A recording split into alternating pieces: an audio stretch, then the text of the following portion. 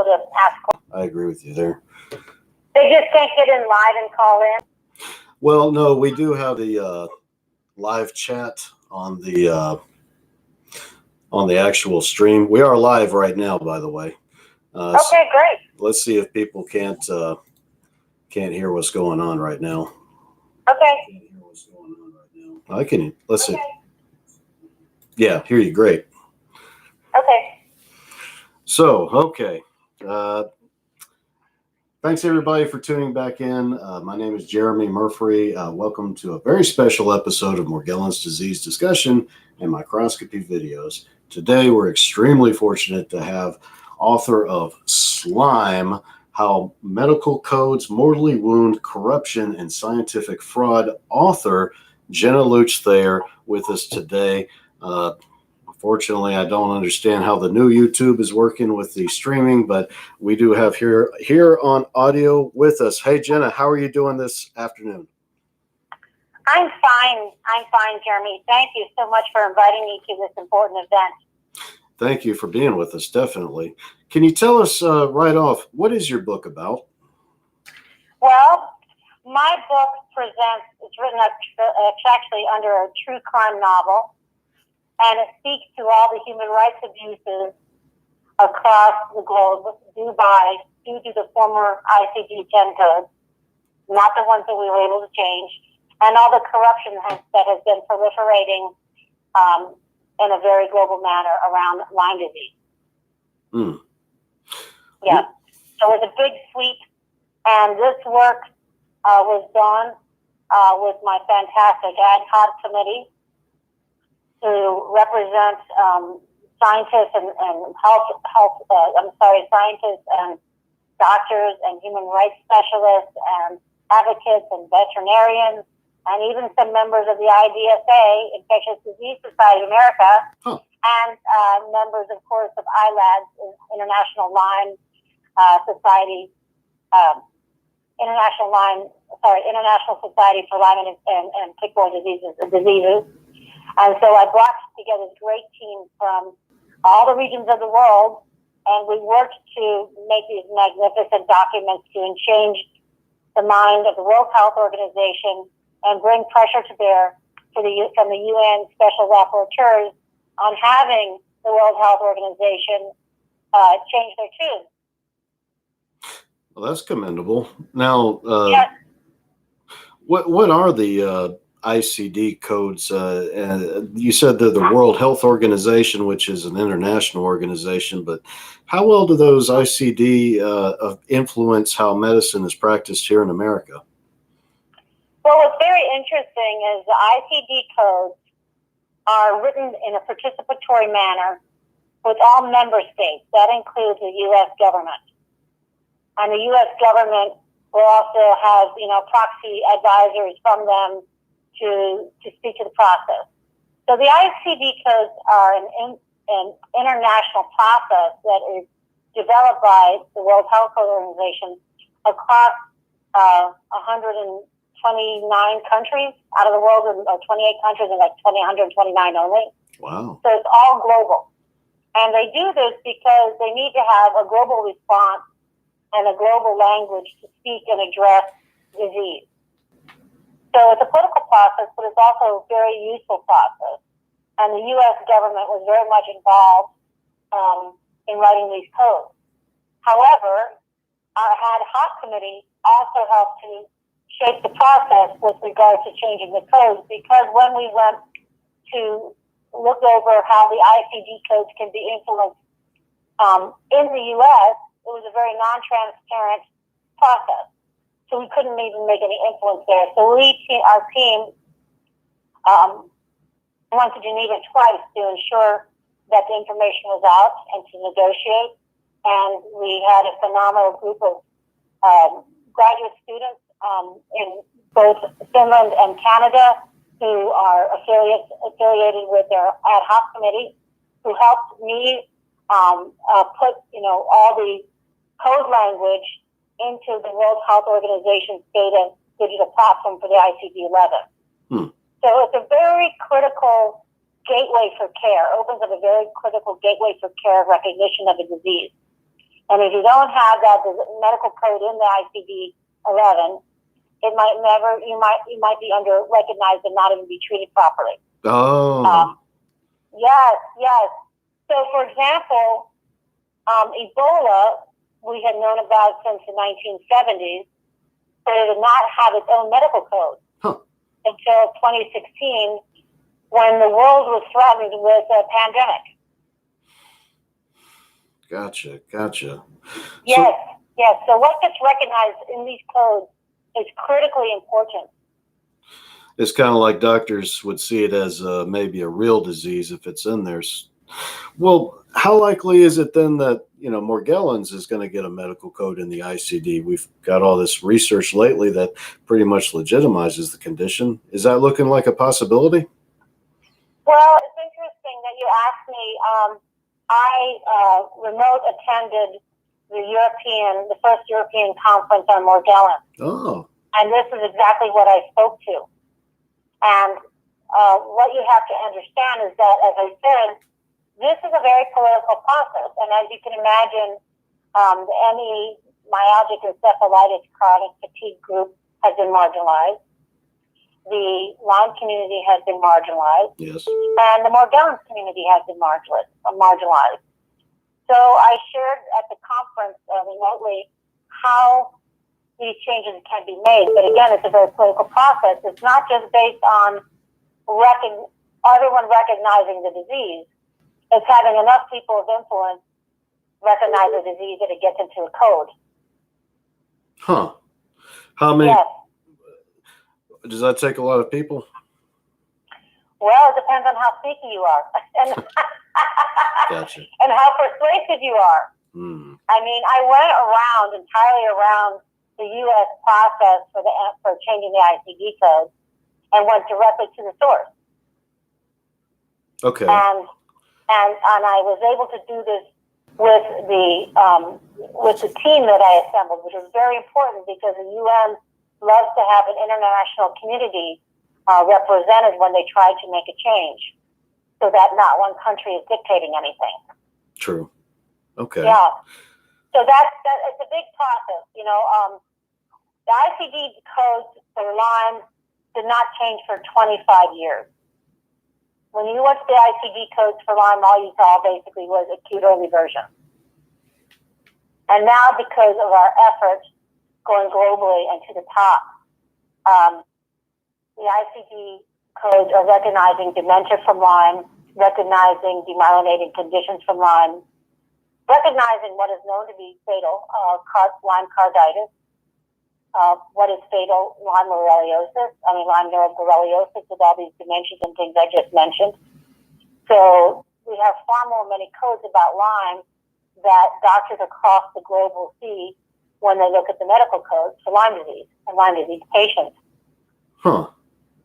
Which will mean many more people will have a chance of being diagnosed, because if you don't have acute Lyme and you have dementia from Lyme, well, the doctor's going to say, I don't see that anywhere in the code. Oh. Yeah. Yes. And when you say acute dementia, that's like Chris Christopherson? No, dementia from Lyme. That's late-stage disseminated Lyme. Oh. Okay. It forms dementia. That's true. You have to have it in a long time in your body to get to dementia. Okay. It doesn't happen overnight. Lyme demyelinates in the central nervous system, and that's how you get what looks like dementia and what looks like Parkinson's and multiple sclerosis and ALS. But all of these names of diseases can be fundamentally, Lyme related. Yeah, none of them have a specific cause either, right? Right. They can be caused by other infections, both viral and parasitic and bacterial and such, but Lyme can certainly be one of the key players in causing these conditions. It's just never looked for. And if you don't have a medical code recognizing that this disease can cause these, life-threatening conditions, it's not going to be attributed to Lyme. Gotcha. Yeah. And then you're going to be given the wrong drug for treatment.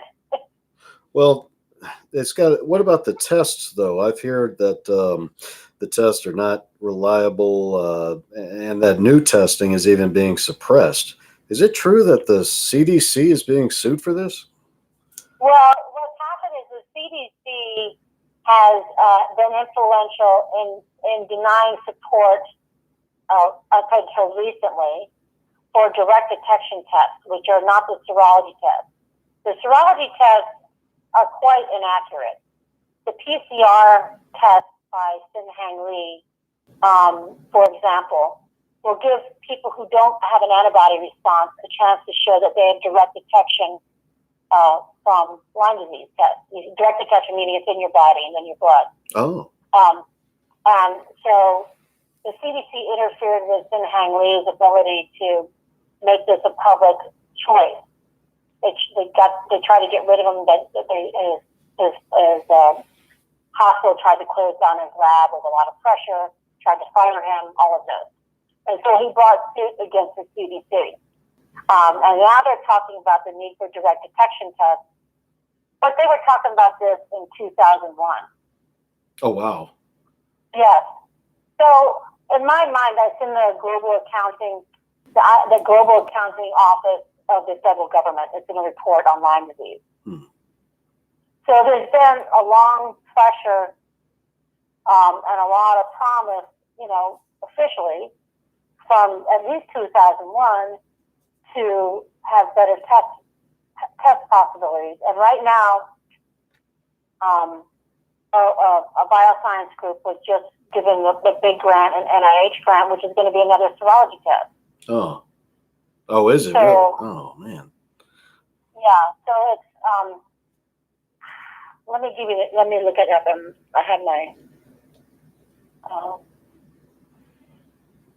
We appreciate everybody tuning in too. Could see your comments over there on the side. Stay tuned. We are going to be taking a couple questions if we have time at the end here. So the CDC is one of the promoters of this technology, and NIH awards grants to enable biosciences to develop improved Lyme disease tests.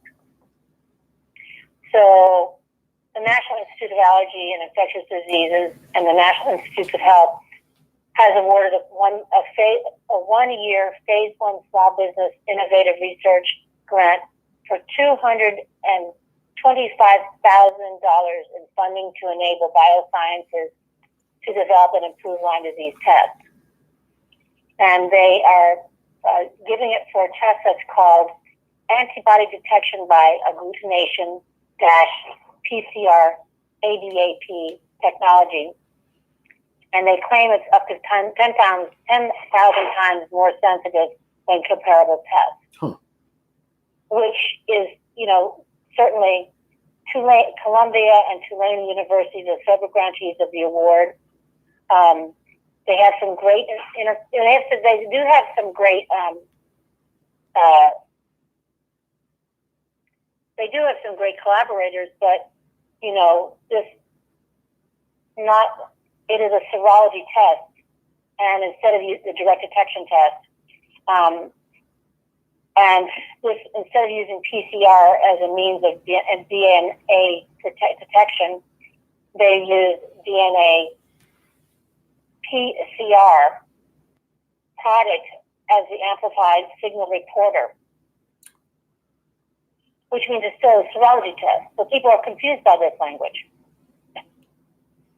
Yeah, it just, that's a little bit too over my head at the moment, though.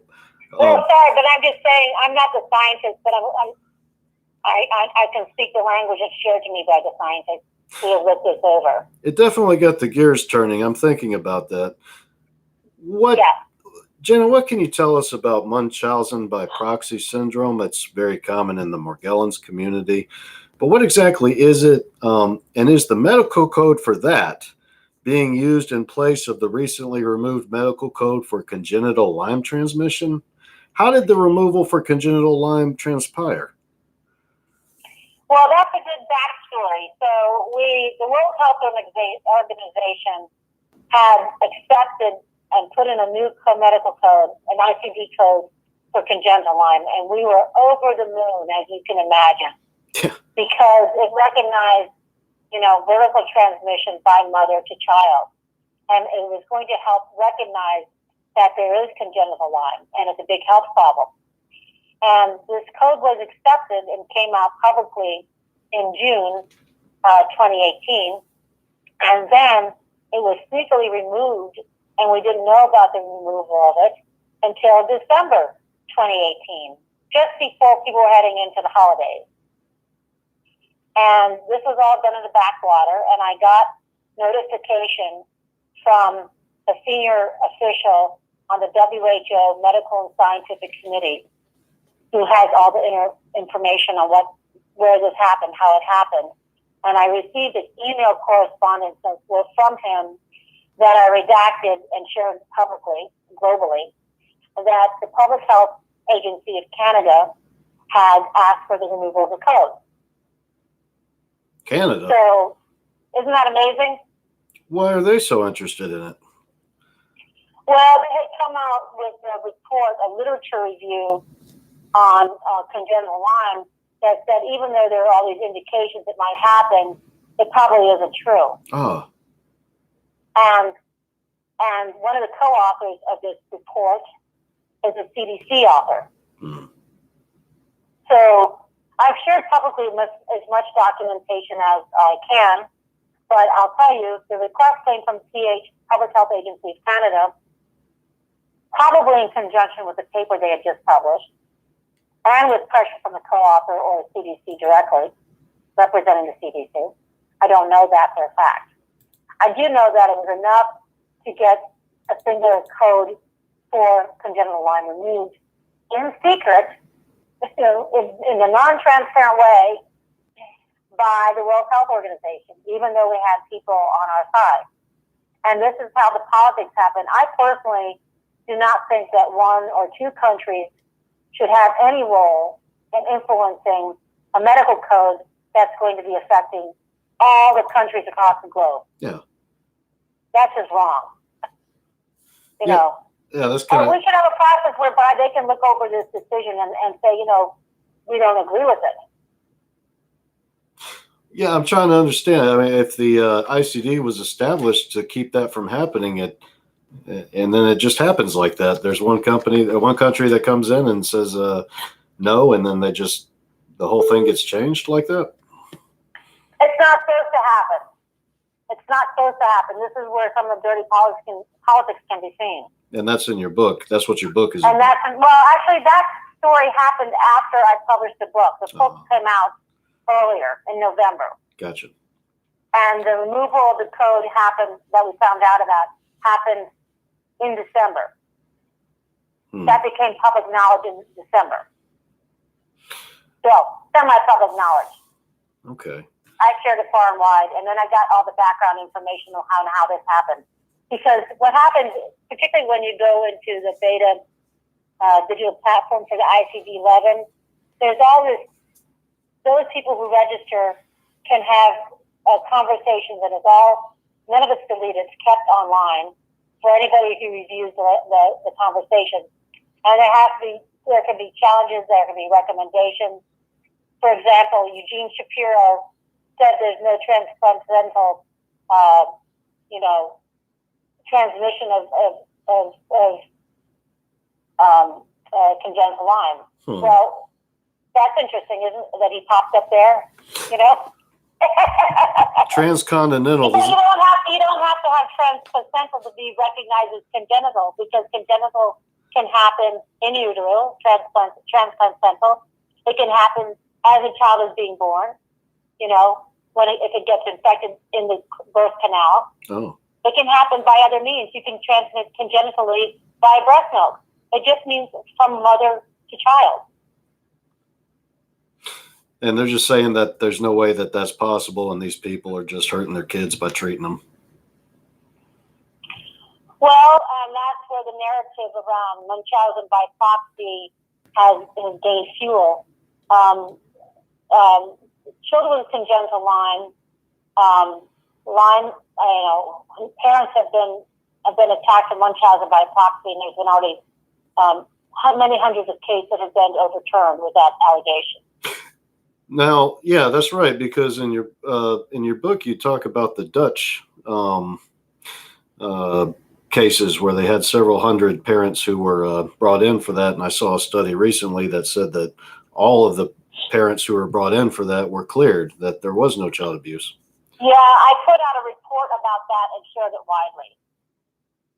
Excellent, excellent. Yes, that was subsequent to Lyme. Jenna, Yeah. is it the case that the denial of timely diagnosis and responsible treatment for Lyme? I'm sorry, let me clarify. Yeah. All of the Munchausen cases by proxy, of which, many, at least 30% from parents with Lyme, whose children have Lyme disease, were cleared. Correct. Right. So that it means also that more of this happens, it can be overturned because these social workers do not have the medical knowledge to make a medical review of something. Huh. Anyway, and it recently happened this way also in Canada. The social worker for child safety and protection, whatever, couldn't make that decision. And, a doctor cannot complain about a practice that is, Canadian government, for example, has the ILAD ILADs on their website. So they recognize the guidelines, ILAD guidelines, and the IDSA guidelines. Oh, wow. And just because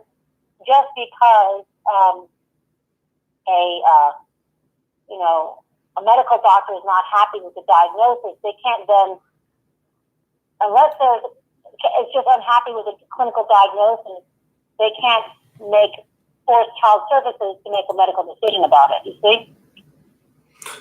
Yeah, they're just not. They're not qualified to make that decision. They haven't gone through the training. Right. Yeah, that's right. Well, let me ask. And in the case of Canada, he's a really nice doctor, but he was being influenced. Oh, yeah. I don't understand that influence. That's not really clear to me. Maybe you can help me understand this. Is it the case that the denial of timely diagnosis and responsible treatment for Lyme are profitable, and who does this negligence benefit? It influences so many different actors and parties. If you go undiagnosed for years and you develop all these significant complications from Lyme and persistent Lyme, then the chances are you're going to be shuttled out to many different specialists, and big pharma will be making a lot of money off of you, because you're being misdiagnosed. In my own case, I was misdiagnosed with multiple sclerosis and lupus and 4 different autoimmune diseases, all of which have cleared. Those diagnoses are no longer, obviously not accurate, because I'm only now dealing with one autoimmune disease, which is not life-fatal. Well, it's not a dangerous one right now. So because I was finally diagnosed when they disseminated Lyme, and finally knew I had that diagnosis, I was able to be treated without these biologic drugs. So biologics are the biggest profit maker for pharma. It's 70% and more of the profit source. Wow. Yeah, and so if I had taken those drugs for 10 years, they would be $500,000 richer just for my MS diagnosis alone. What's an example of a biologic? A biologic is a drug, many of which have immunosuppressive aspects, which of course will just help kill a Lyme patient. Oh, that's not funny.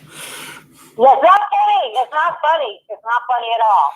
I laugh because I laugh at, I've seen a lot. So there is definitely a motivation, but is there a concentrated effort? I mean, we see on social media where Lyme literate doctors are labeled as quacks and kooks and nut jobs, and the patients they treat are labeled as wingnuts. What's going on there? That's a pretty good dissemination propaganda campaign held by people who are trying to keep, lack of recognition. Different people benefit from this disease not being recognized. And I talk about this in Lyme. There are medical professionals in certain medical specialties, rather, who gain clients when these diseases go undiagnosed. Pharma certainly gains clients when these diseases Lyme and Progeria goes undiagnosed. Biomedical implant, industry benefits from us having, hip replacements and knee replacements because we have Lyme infection. So there's a lot of different people. I don't know that all of this is deliberate, but certainly if the public health messaging does not paint the real picture of how Lyme is disseminated and how people can become so sick from it, then they are benefiting, you see? Yeah. And there are many different views on why this is happening and theories behind it. But I have to say, listen, just follow the money. Money alone is enough. Private insurers do not want to treat us because they don't want to lose on the profit line, bottom line.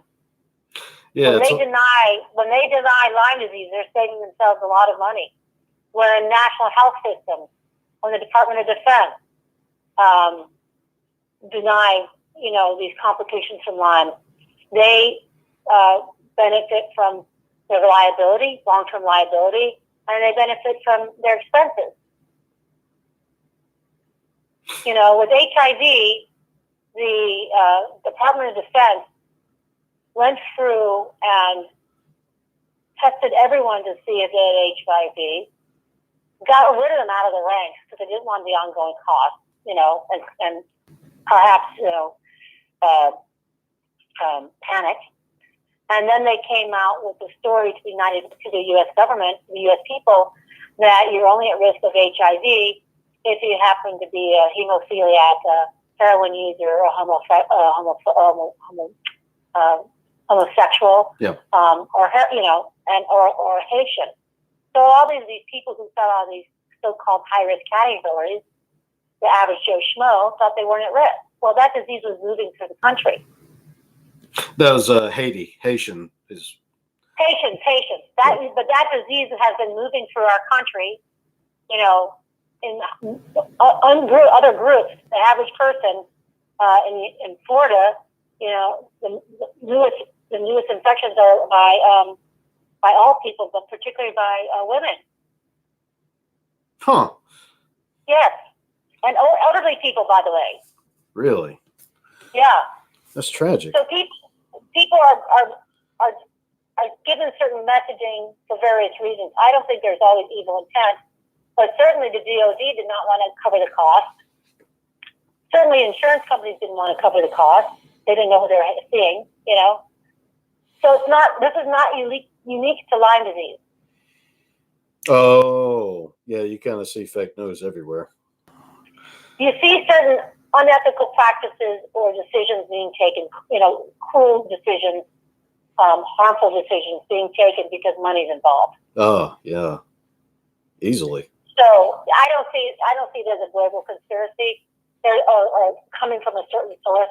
Predators and people who make money off of people, particularly, the healthcare sector is now recognized since 2016 as the most corrupt sector globally.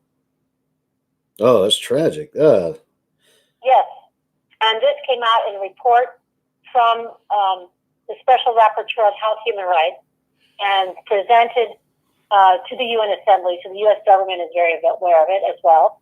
And so who has the resources to address this corruption? And it's not big, corruption is a funny word. People maybe think it's a big deal, but corruption can just be somebody, personally benefiting from a situation that should be serving patients. Yeah. It can be just, taking home stuff from the office. It can be shaping policy. It can be lying about things. It cannot be telling the truth about a situation. That's all corruption. Yeah. As defined by the UN, accepted by all its member states, including the United States. Well, it's costing the globe many hundreds of billions of dollars every year. Well, one case specifically that you mentioned in your book was a lady in the United Kingdom who was reporting doctors who had too many Lyme patients. Is this right? What can you tell us about that situation? I would love to. So let me just get the.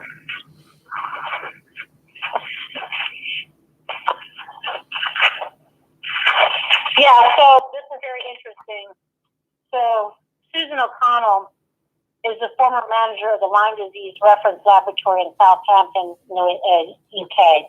And she was also contributed to the IDSA 2006 guidelines.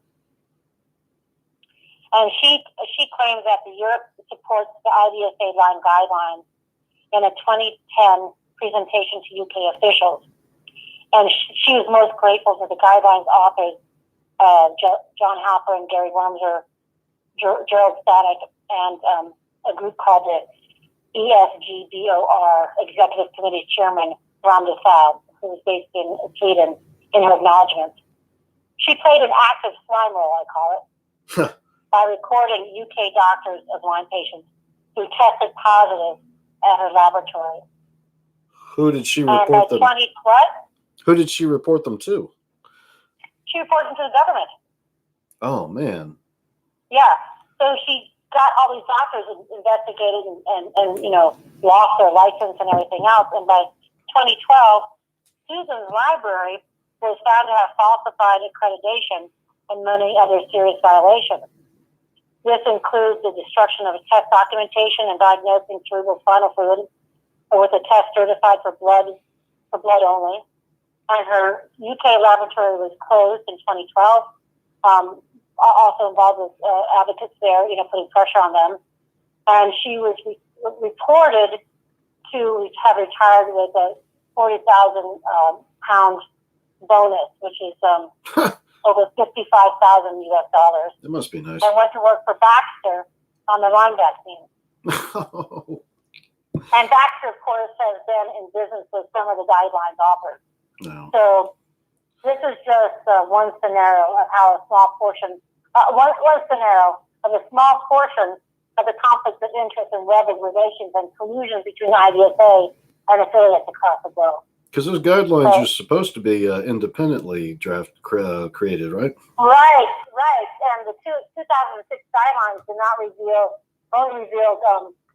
it revealed about 10% of the conflicts of interest. 2002 patents were not revealed.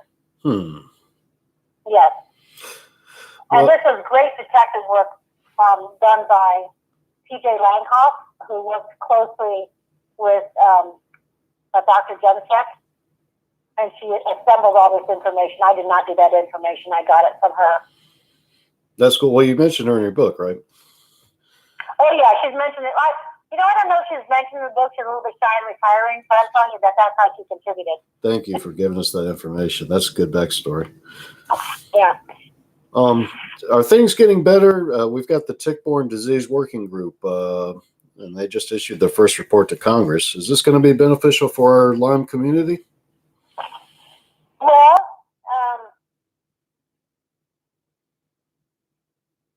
I think you skipped the question number 7. Do you want to go to that?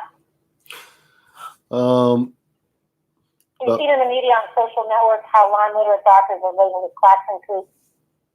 Is this a concentrated strategy? Yeah. Do you mind? If I just address it?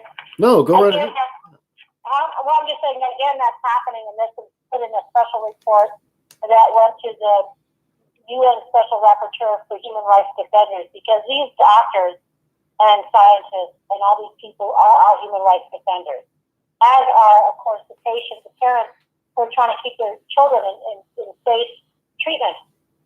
We actually have a status called a human rights defender. Anyone who's trying to help this community. And the doctors have been attacked by individuals who are affiliated through their medical society with relationships with the IDSA. Oh. And this is all documented in my book. For example, Dr. Christian Perron, who is highly accredited, presented at the Academy of Science in France, and the former president of the Academy of Medicine, called him a terrorist. Yes. It's not nice. And luckily, the media was all there, and they said, "What do you mean by terrorist?" He said, "That's a very loaded term, and particularly, of course, in France. But these are how these attacks happen." Another member of the IDSA attacked ILABS doctors as a group when it gave a presentation Canada at his reunion. No. So another person in Sweden, in Denmark, was attending a conference. This would be Jack. I don't have his name right in front of me. The former president of our lab attacked all of this in a presentation at a scientific meeting in Denmark. Well, that's just dishonorable. It's dishonorable, but it's an old tactic to discredit the people you are trying to, it's an old tactic. You don't like the messenger, attack and discredit the messenger. Don't like the message, attack and discredit the messenger. Yeah. It's not just for Lyme disease. It's an old, useful tactic to discredit. And so doctors are being discredited, patients are being discredited. That way, they can keep an upper hand in controlling the message on what goes on. And that's certainly not unique to Lyme, you see? No, that's any kind of social dynamic that you'd experience.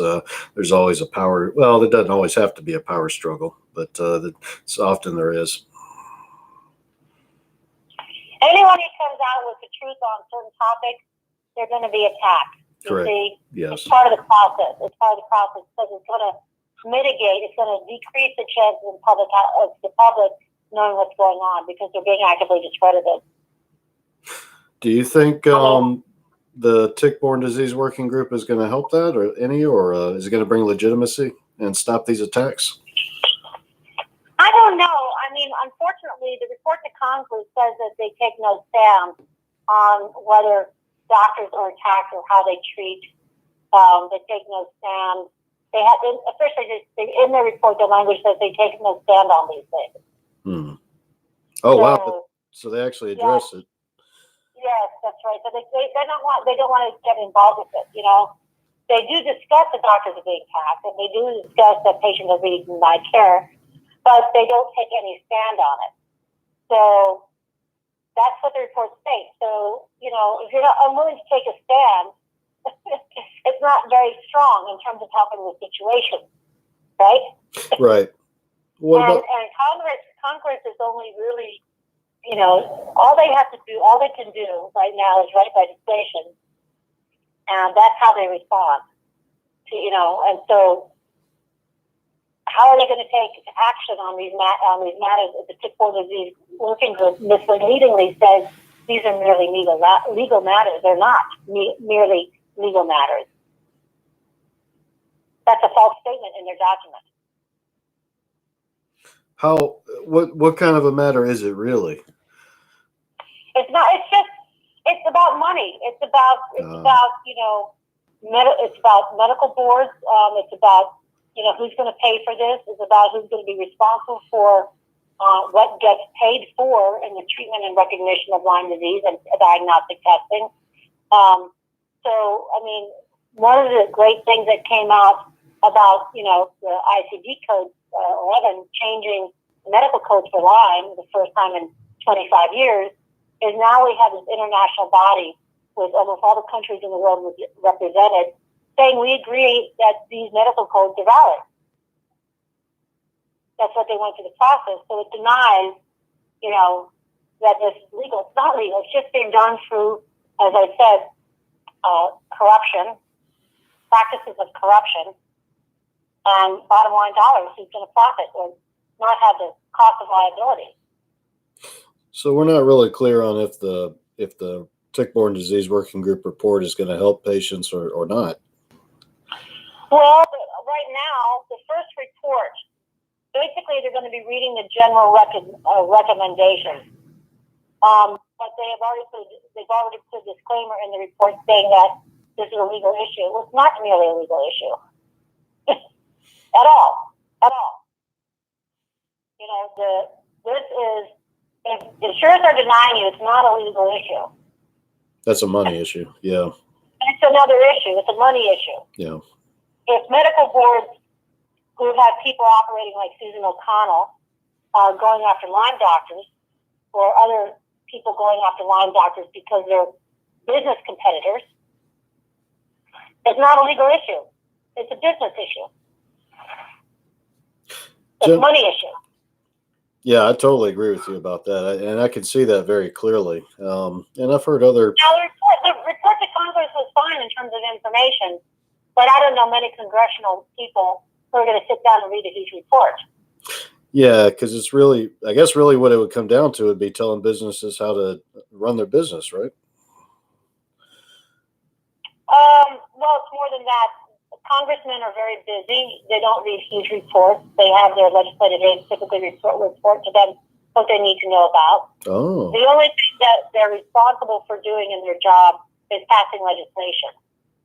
Got it. So, the General Accounting Office, as I said, wrote in 2001 that we were going to have direct detection tests. Well, we already have them, actually. We never saw them. So is Congress the way to go on making change on Lyme? Right now, the CDC's only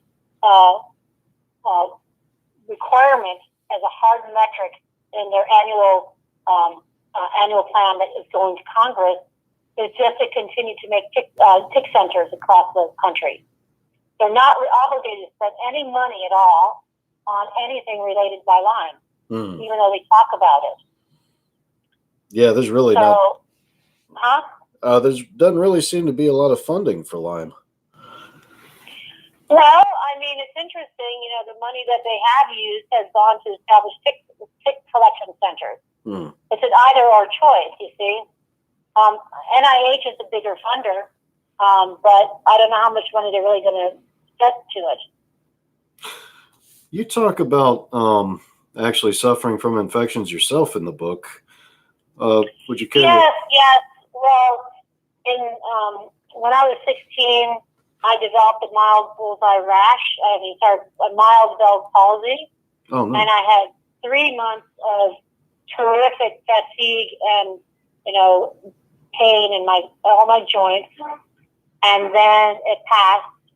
If I had known better, and at this time it was before the CDC messaging online. If I had known in 1979, 1976, what I know now, I might have gotten a diagnosis for Lyme.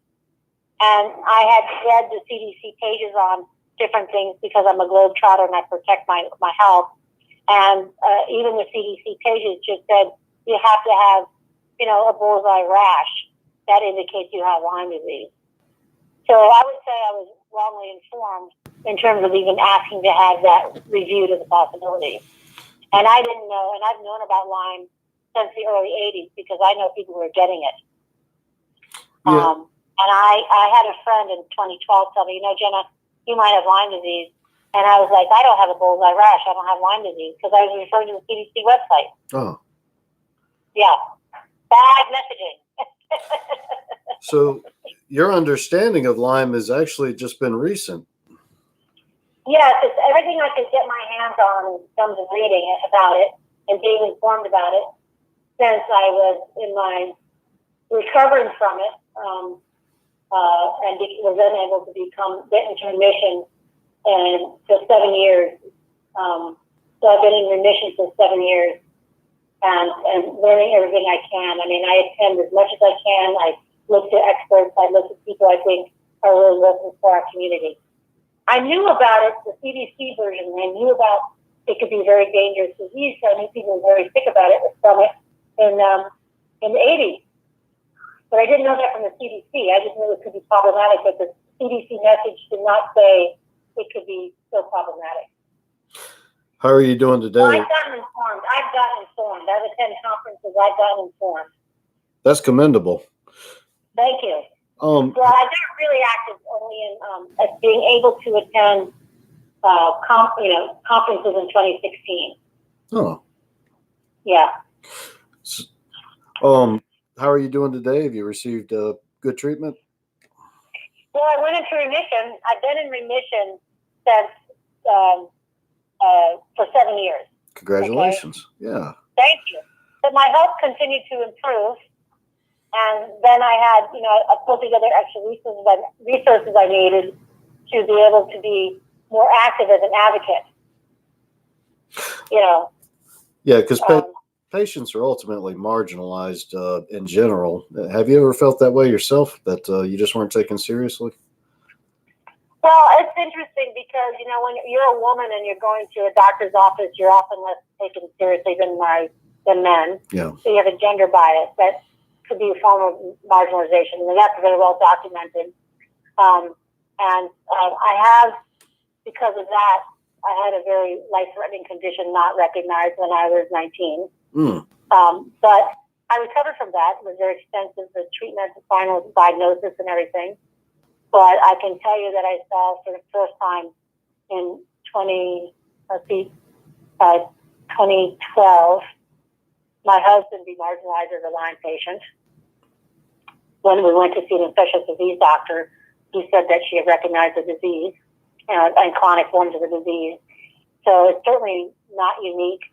There's a lot of bias in our medical system, you know.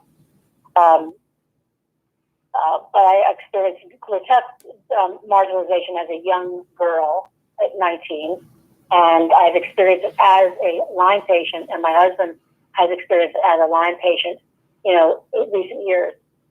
And this happens, of course, with any medically marginalized group, whether it's a Morgellons group, whether it's people with ME, myalgic encephalitis, whether it's Lyme patients. I'm saying it's not a unique practice, you see. That's why these codes are so important, because they legitimize the disease, and they will offer an opportunity for people to get their disease recognized when they go to the doctor's office. If they know there's a medical code, speak to it. You know, this is a great validator of these marginalized diseases. You see what I mean? Yeah. Well, having a medical code, does that mean that insurance is more likely to pay for it? Much more likely. They'll probably still fight it with every dirty trick in the book, but they can't deny that the code exists. And so that's really, that's kind of what one of the problems is that one of the treatments for chronic Lyme or late stage Lyme or persistent Lyme is long-term antibiotics, and insurance companies just no can do, right? Well, again, this is medical marginalization. They give these doctors, they give these long-term treatments for a number of medical conditions. But as you know, maybe from a book written by Pamela Weintraub, Pure Unknown, they took a decision back in, you know, the late 90s when they got into managed care to basically resist covering treatment for certain diseases, including Lyme disease. So that's well documented. It's also in my book on Lyme, that they took a profit decision because they wanted more money. They wanted the higher bottom line. So this is corruption I'm talking about, you see? Yes, yeah. But the codes make it very difficult for them to do that. The codes make it very difficult for them to continue to do this. Because then there's a procedure to follow. No, there's an actual code. There's an actual code. Gotcha. So the doctor can say, look, according to his medical code, we need reimbursement. The DOD, Medicare, Medicaid, says because this medical code exists, we want to know how it's going to be covered, how we're going to cover it. It was almost impossible when we only had a code that talked about, you know, early acute form of Lyme disease to get coverage. And so late stage is now in the ICD. Well, what it's called is disseminated unspecified and disseminated specified, which can be used for late stage. It can be used for persistent infection. And then we have the other specific codes. So all of this will allow, like they can say, for example, dementia from Lyme is from bacterial infection that causes dementia. That's where it's under. And that means that you know that code and you go in and you say, or your doctor goes in or the medical coder goes in and says, this needs to be addressed. This needs to be covered. And the problem with, as you know, long-term antibiotics, not everybody can tolerate them, like I cannot at all. Right. Which is why I'm using a non-antibiotic treatment from a generic drug called disulfiram. And I've just tried that more recently. Even though it's in remission, I wanted to know how it's going to affect me. And I read it was not an antibiotic, so I figured my body could tolerate it. and I've been able to get great results. So it doesn't have to only be long-term antibiotics. And I do know that there are many people out there, because Lyme, affects your immune system, who cannot tolerate antibiotics, or they develop very many sensitivities. And I'm not going to say that long-term antibiotics are the only way forward. I think it works for a lot of people, and it doesn't work for other people because of where our bodies are at. Yeah, every person is really unique, and that's one of the things that maybe influences the cost of treatment, is how every person needs unique treatment.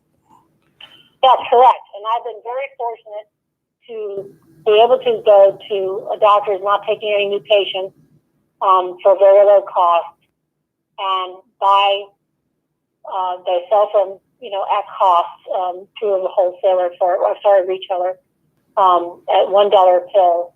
So I've been treated, both my husband and I, with Disulfiram for $650, and it's really moving us along. Wow. $650 is a lot, but it's only a pill. You see, I don't have to go in for IV treatment. Yeah, that's a big difference. Huge difference. When you have to pay for the cost of IV, you're escalating costs. Somebody told me I needed to have insurance to get that accomplished, so. Well, I'm just saying it's a real challenge, I mean, my friends in the medical profession are also often able to access IVs at lower cost. But if you're not in the medical profession, it can be a very costly service, So this is just a pill that you take on a daily basis, and I don't have to see my doctor. I think I'm only going to have my second visit, and we went in December, and we're going to see him in beginning of September. Now, somebody just recently published a small study about Disulfiram. Is that right? Well, it's a great publication. It's by Dr. Ken Legner, and he was the first to get publicized 3 case studies on Lyme patients who have taken Disulfiram. And as he tells me, these Lyme patients are the heroes because they were willing to get better. They have been struggling with the disease for decades and going on and off antibiotics, and just not getting into long quality remission. Mm. And, they really wanted to change. And one was an elderly man from a doctor. One was a man in his 40s, I believe. And I can't remember the age of the third person, but no, not a spring chicken, okay? And they all have been able to be in remission for some time. Cool. Nobody claims a cure. Dr. Legner does not claim to cure, but they've had long-standing remission, and they were going on and out, in and out of illness for decades with disease and co-infection. So that case study was published recently, and I posted it on my Facebook page as part of a conversation I've been having on Disulfiram. I posted a link to the PDF that you can get download immediately. Yeah, I'll put that in the video description easily. Yes. So that's the big thing, is getting recognition. So publication is so important because it's in a PubMed publication. Oh, okay, I understand. That's the National Institute for Health, or the NCBI? Yes, that's a government federal health website. I mean, yes. So okay. The government support, they've reviewed everything that gets in there, and it got in there. So that paper on the 3 first case studies of these Lyme patients has been documented, and it's in PubMed. And I put all the information on my Facebook page. If people want to seek it, it's a public page, and it's Jenna Luché-Thayer.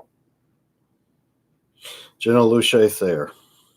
Yeah, and there's a little hyphen between the Luché and the Thayer, because I have both my professional name and my married name.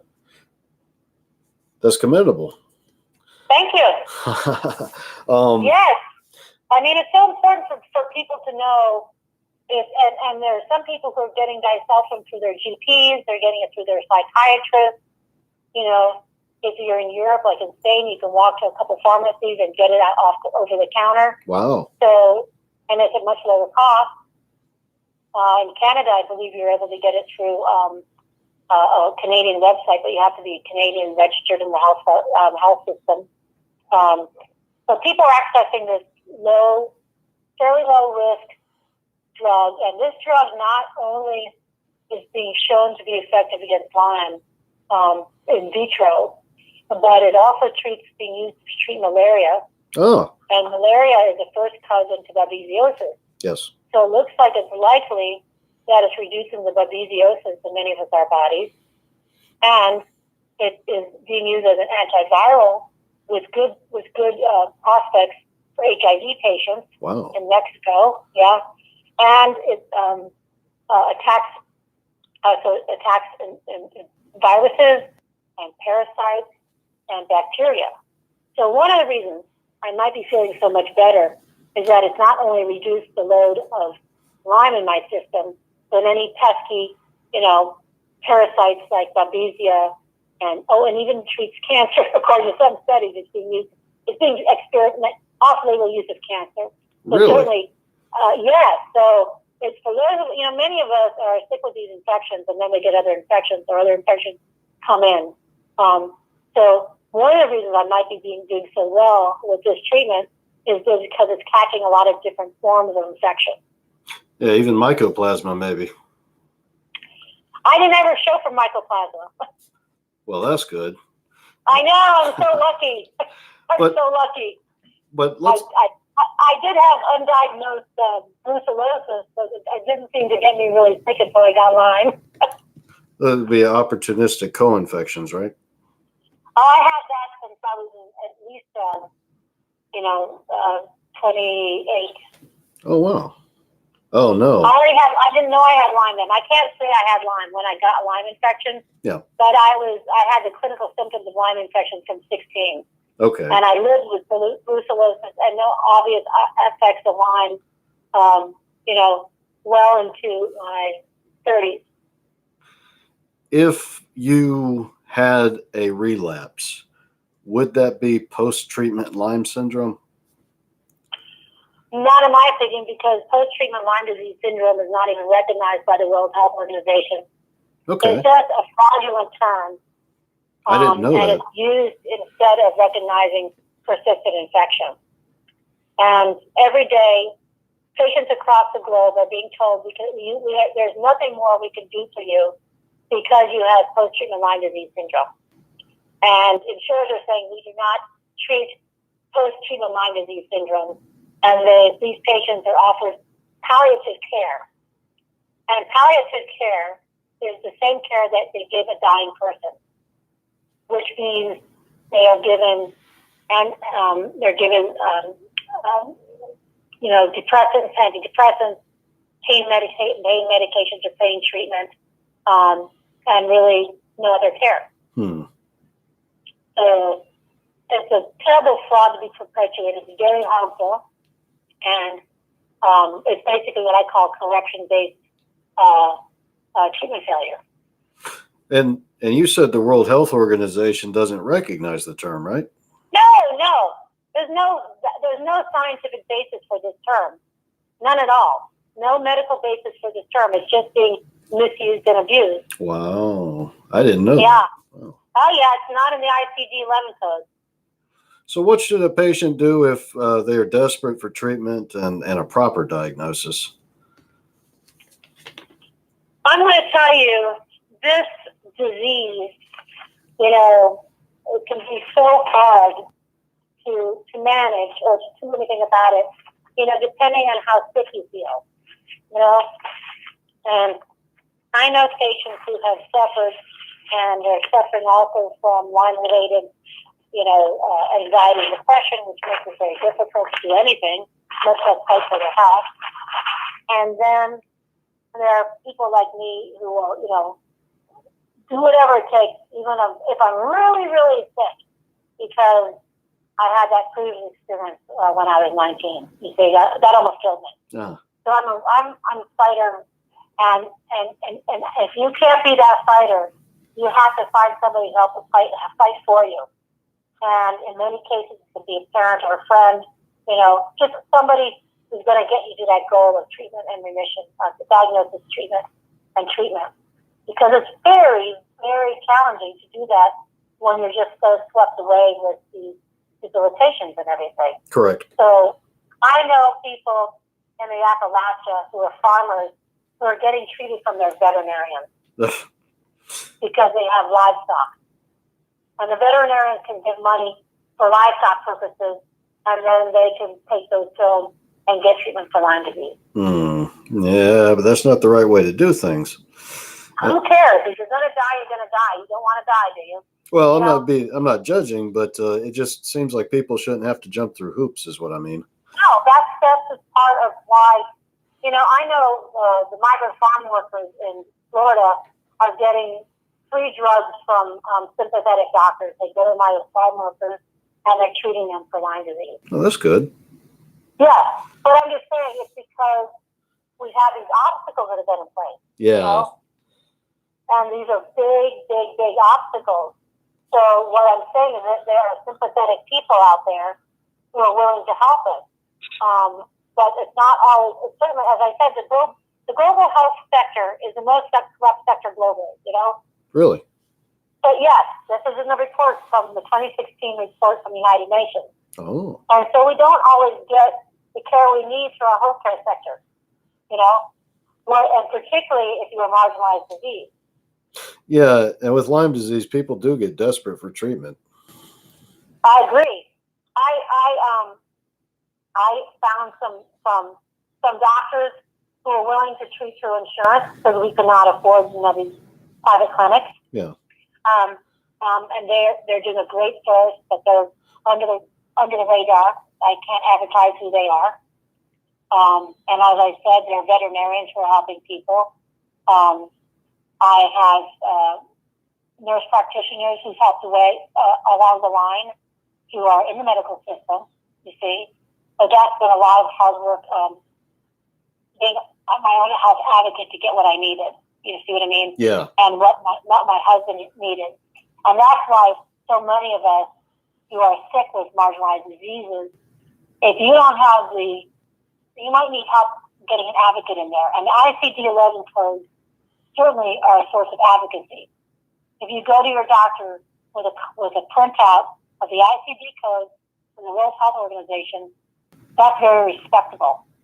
That will help you, maybe consider being treated. I know a psychiatrist and a neurologist who is a IDSA neurologist affiliated, and he has affiliation with the IDSA, and he is treating patients with disulfiram because he's, sympathetic. Yep. But I don't know, when doctors are being attacked and their licenses are being taken away because of this corruption, it's very hard to stick your neck out, you see? Well, that's pretty much one of the biggest unintended consequences from this environment that denies patients early diagnosis and long-term treatment is the doctors are stigmatized, right? Well, and as I said, even though this was reported in the tickborne disease working group report to Congress, they say they take no stand on it. Which means that the report basically says, none of this has to change. We're aware of it, but none of this has to change. I don't think that's strong advocacy. What kind of world is it going to be like if this continues?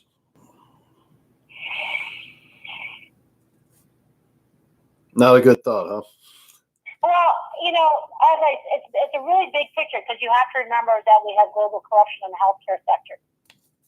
And many countries are realizing it's costing them too much to take care of their people. Right.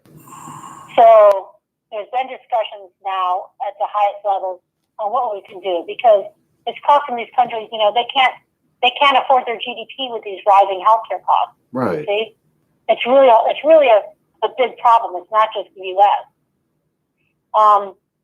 Will the U.S. system be accommodating this corruption, healthcare corruption, or will they really do something about it? I mean, we have generic drugs that are being overpriced by 700 and 500%. Yeah. You see? And all these people are saying, we're going to do something about it. We're going to do something about it. And they're just talking out their ass, excuse my French. I mean, you're on an appropriate show for however you want to sound, my friend. Well, I'm just telling you how I see it. I see yada, yada, yada. And, there'll be a poster child of a one generic drug, and nothing's done to change the system that's allowing this practice to happen. Yeah, because in your book, you actually talk about the EpiPen debacle. Oh, yes.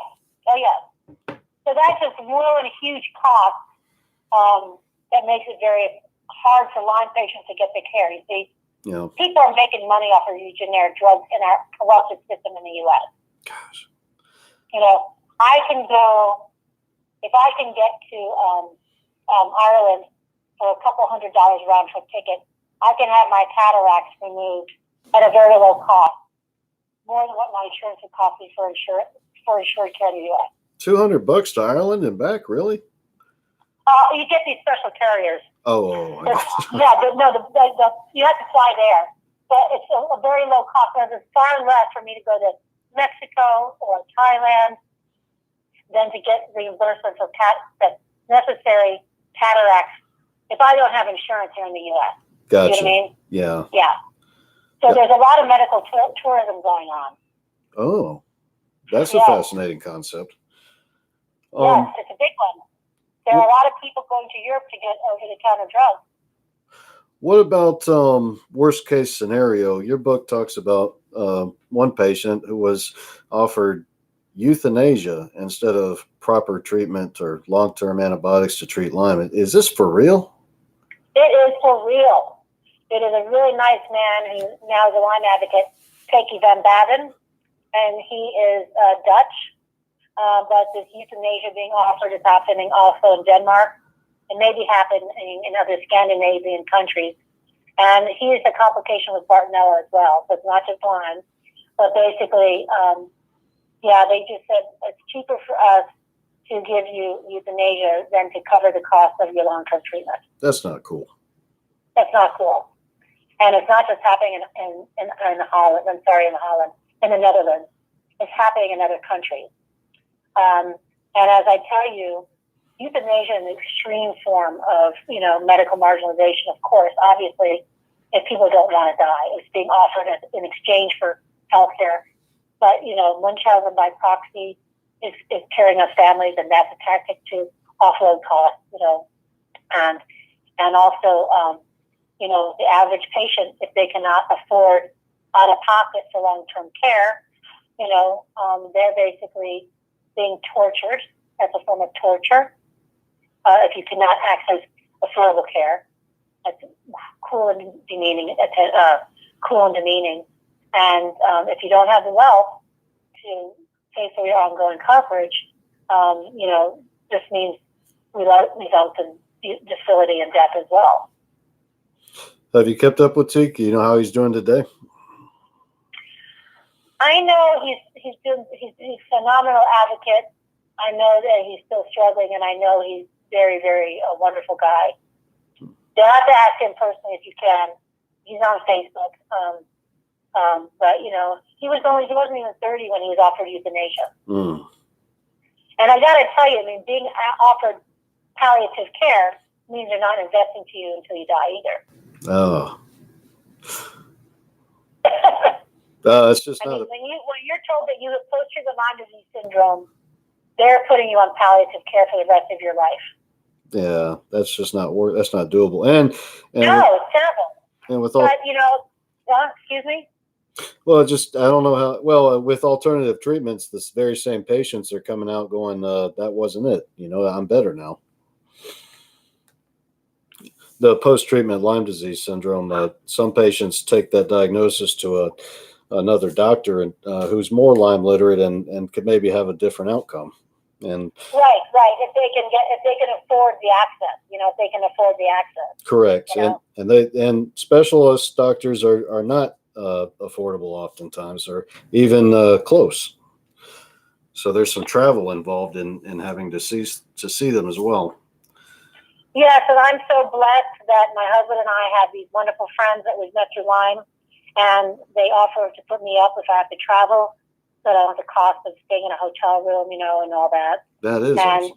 We really need to work our networks in this community so that we can get the care we need. Yeah. By cooperating together, we can all get better, I think. Yeah. So I've had a lot of help.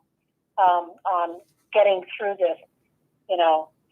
This book really gives the reader the overview globally on why they've been denied access to initial treatment and to proper diagnosis. is not the answer to everything in the book, of course, but I know that the ICD codes, the new codes coming up, are already being used in very good effect. For example, in Turkey, one of the members of my ad hoc committee, who is a scientist and has been meeting with the medical community, gave doctor training, and he opened with the new ICD-11 codes and offered all the doctors stayed for the conference and training. Wow. Because it's legitimate. Yes. Yes. So it's already being used with good effect. His name is Sitan, and there he was using the new codes to effectually advocate for recognition of the disease for doctors who have been misinformed. That's cool. Yes. We do not need to wait for these codes to be implemented formally to help them gain access to treatment. We can go into our doctor's office where we're going to stay and say, here are the new medical codes. I need more treatment for my Lyme disease. So hypothetically, people don't need to wait on the tick-borne disease working group report from Congress to go into effect. They just print out the ICD codes and say, hey, this is legit. Absolutely. I mean, it was not the goal of the tick-borne disease working group to give access to care. Gotcha. Yeah.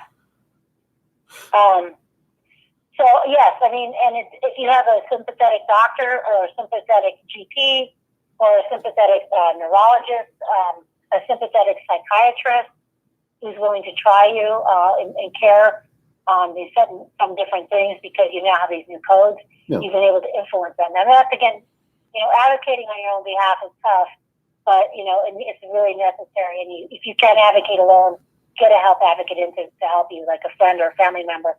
I can't afford a professional health advocate, certainly, or anybody, right? And basically, I know that one of the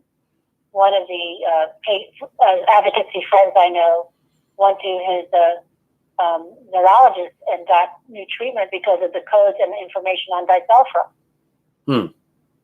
Yeah, it's scary to go into things alone.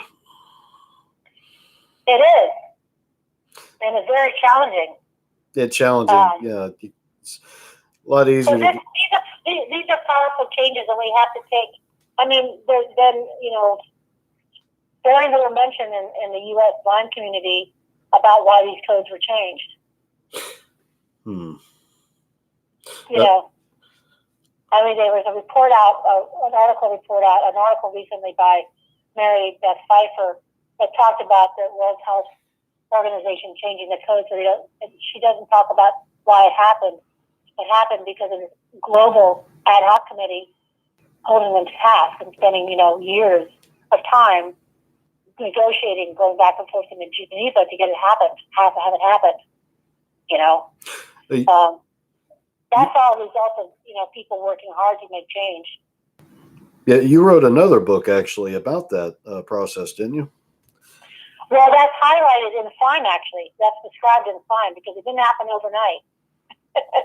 No. Well, it doesn't seem like it would be something that would be easy to accomplish at all.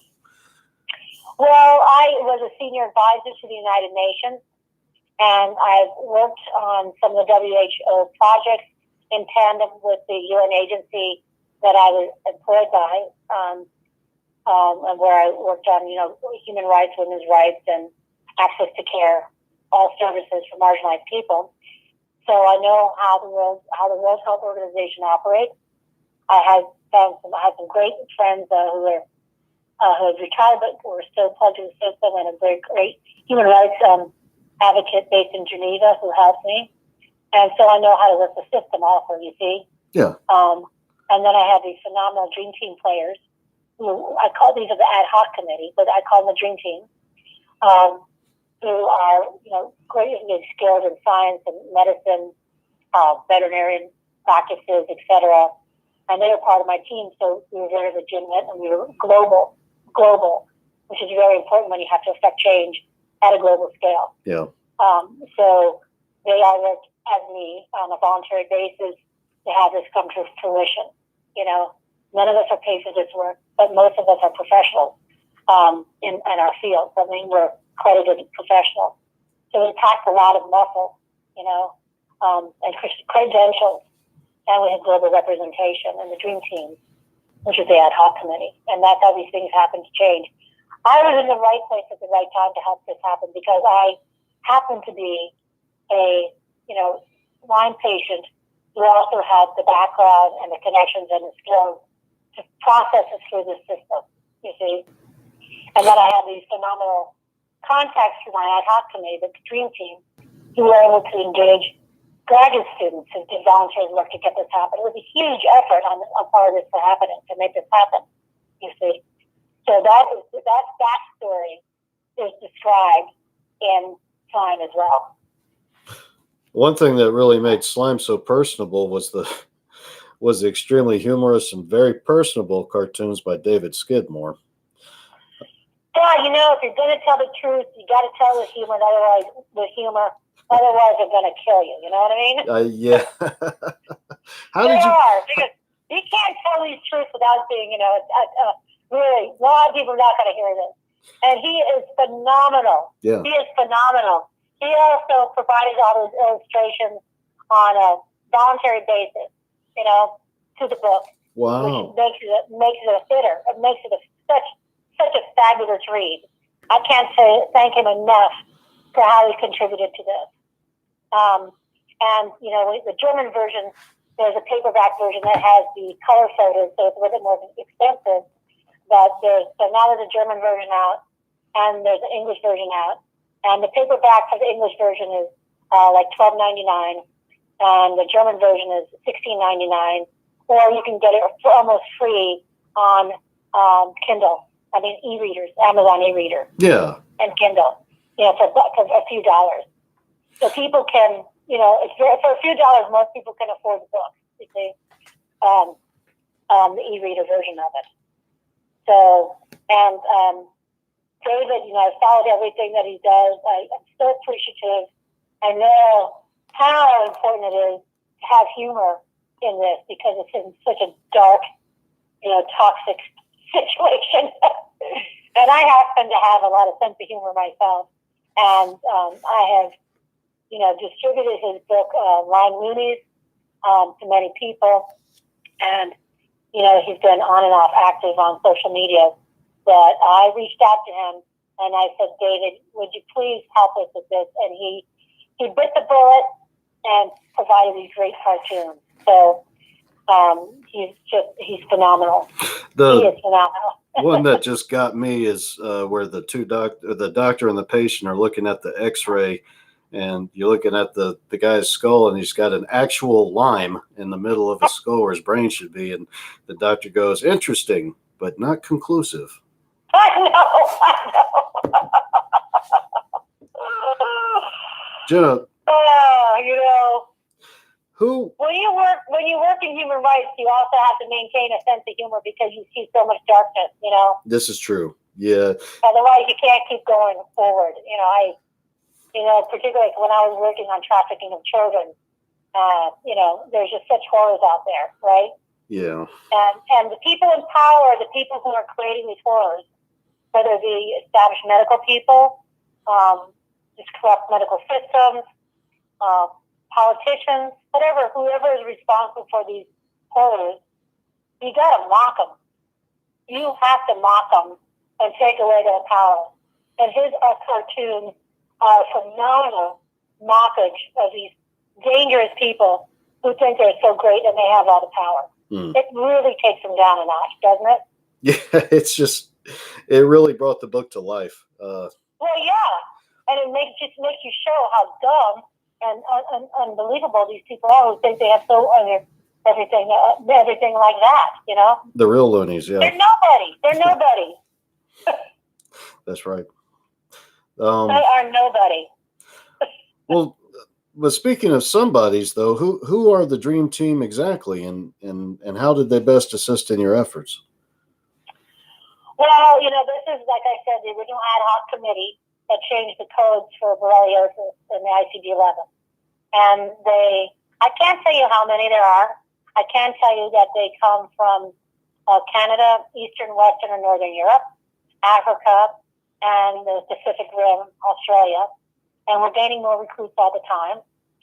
Some of them do not want to be disclosed for professional and personal reasons, so I can't reveal their names.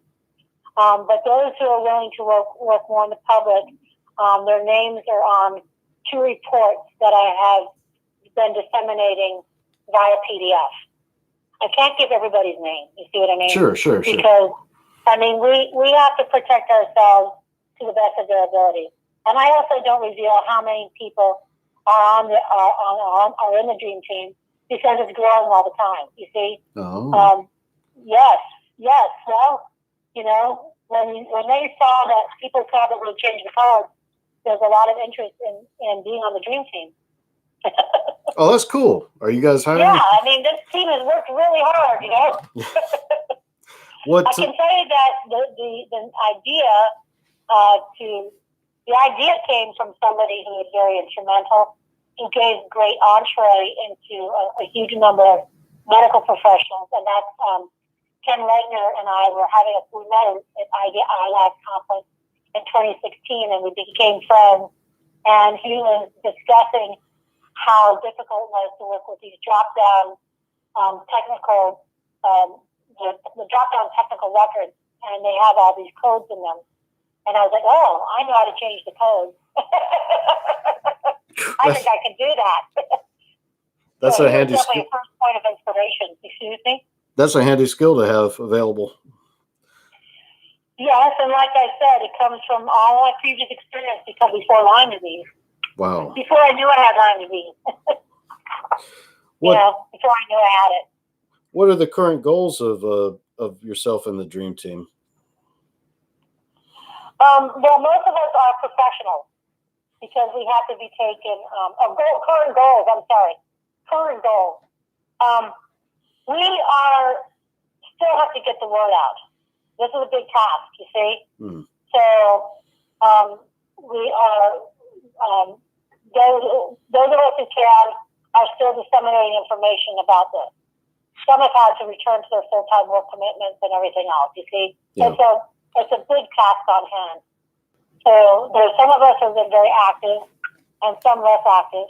And when there's the next big rollout of efforts to make these changes, I will expand the team. You see, it's just not everybody so active right now because what we did took a tremendous amount of time. Oh yeah, it's like you just won the Super Bowl and now it's the off season. Well, for some of us. I'm trying to get it off season. But as you know, I mean, I have been trying to help other marginalized groups, medically marginalized groups like Morgellons and e-community. So as a human rights activist and seeing how terrible, seeing how terrible this has happened, I keep pretty busy, you know? Yeah. I keep pretty busy. It seems like there's... Sorry, that's my wonderful new puppy that was given to me by Dr. Jack Lambert, who's a Lyme doctor in Ireland.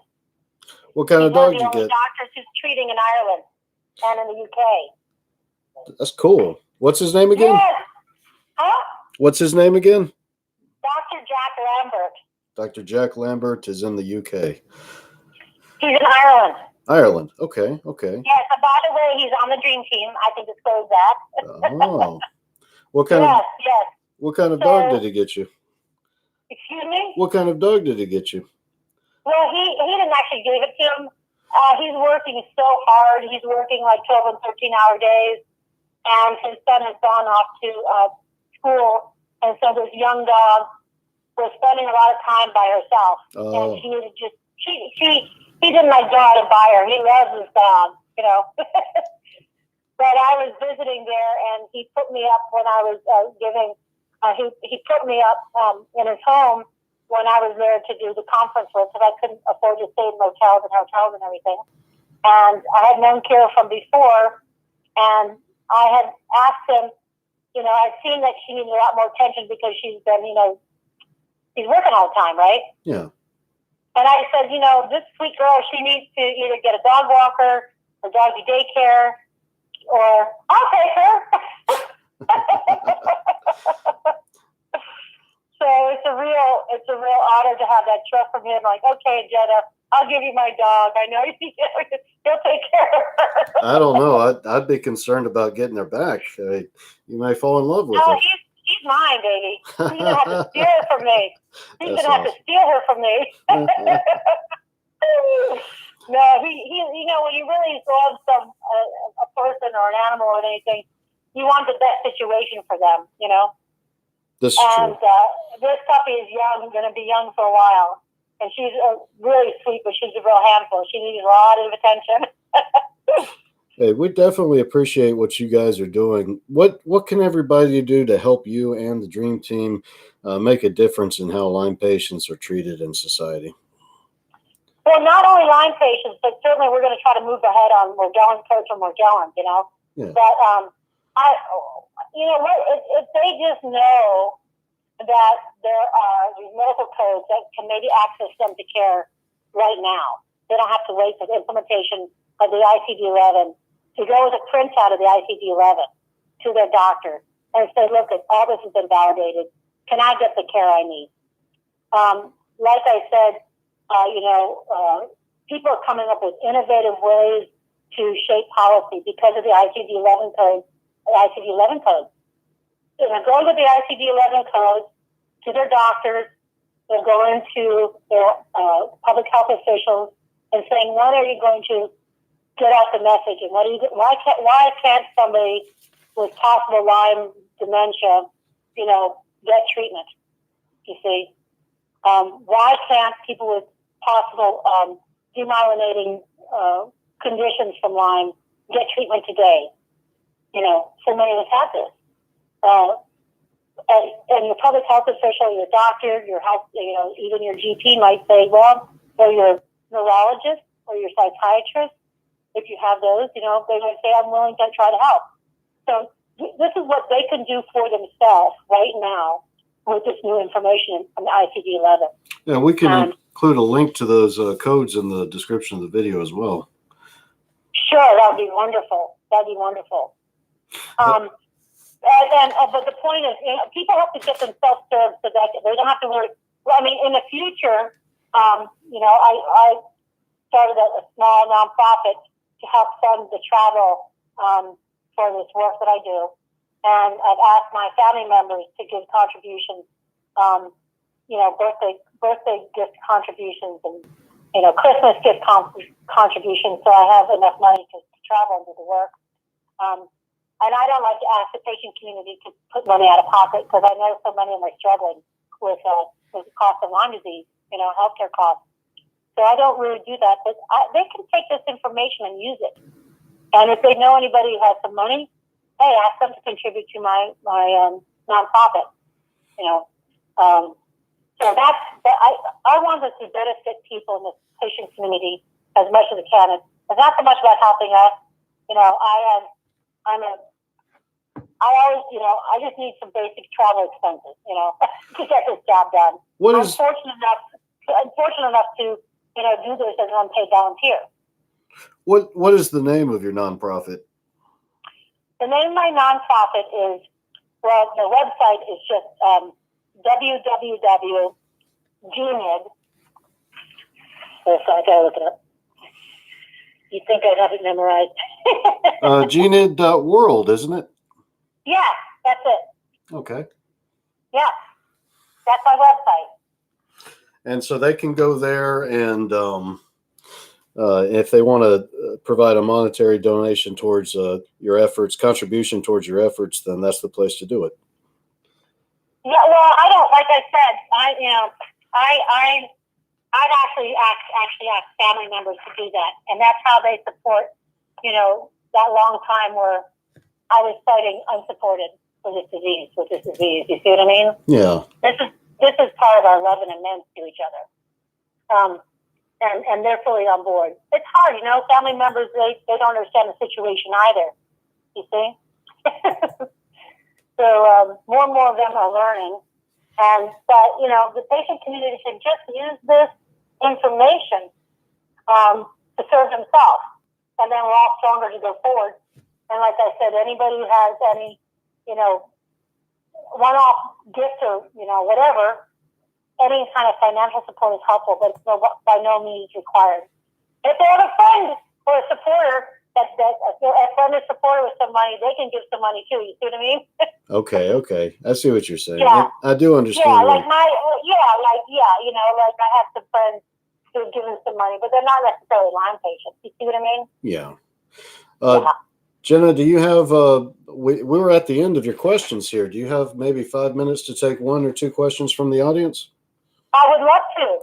Does anybody out there have any questions that they would like to ask Miss Jenna Luché-Thayer? Her book is Slime, How Medical Codes Mortally Wound, Scientific Corruption, and Scientific Fraud. Yes. Jenna, I appreciate you making time to be here. And next time we have you on the show, we're definitely going to have the video feed working. And I want to thank everybody for hanging in there with us and watching the show today and sharing it out. Listen, Jeremy, you've done so much for your community, and it's such a big struggle for any of us living with a marginalized disease, to gain headway.